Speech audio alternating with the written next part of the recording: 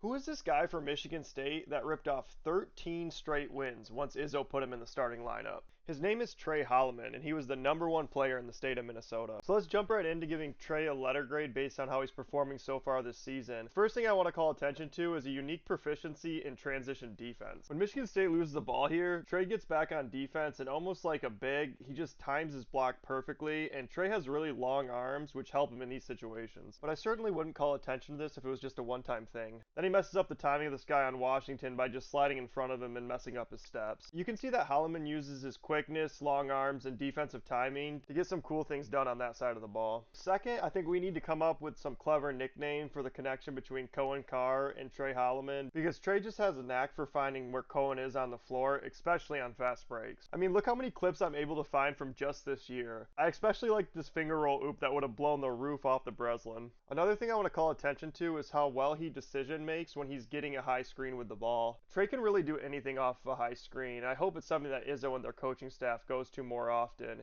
You can see he can get all the way to the rim, hit a floater, even a little stop and pop pull-up jumper. If he gets doubled, he's able to make the right pass. If the guard goes over and the big helps too much, he's able to throw the lob or a dump off. He's even able to make that skip pass, and then Jaden's able to pump fake, one dribble pull-up, and hit a shot. Going a bit too deep into my Michigan State bag, I initially thought he reminded me a bit of a Travis Walton, but what he's really shown me is he has a lot more offensive ability than I initially thought. You're not going to find many guys in college basketball that can play point guard but also play a wing. This is something that Tre does every single game, where he'll play off ball when Jeremy Fears is in the game, and then run point guard with the second unit. And that gives Michigan State a lot of versatility on offense. Then you're not going to find many things on the defensive end of the ball that Tre doesn't do at a high level. I love that Tre never makes it easy for the opposing guard to make a pass to the wing, and he's always stepping up and getting in passing lanes, and that's just crucial to the defensive pressure that Michigan State likes to exert. In addition to denying the ball well, he's also really good at getting small and over screens, then recovering and getting back in front of his man. And another little twist that Izzo likes his guards to do that he's really good at is stunting towards the driving lane with the ball, but then recovering and getting back to his guy. This helps cut off driving lanes and confuse the ball handler. So if I like all these things about Tre Holloman, what do I have to critique? And I think this will be more of a compliment than anything. In their game against USC, where they desperately needed some outside shooting, Holloman shot 2 for 4 from beyond the arc. And to me, that's inexcusable because he's one of the only players on Michigan State that's hitting from the outside at a high percentage. Now, obviously, this has to coincide with the coaching staff and the team chemistry for what they want for Tre's shot selection, but I think by this point in the year, and with him being an upperclassman, it's time for Tre to be able to be a little bit more assertive on offense, especially with shooting from the outside.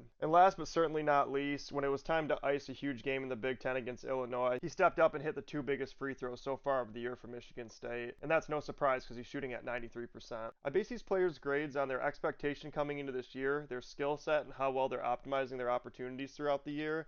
With that being said, I give Tre Holloman an A-. Let me know who you'd like me to review next and hit that plus sign for a follow.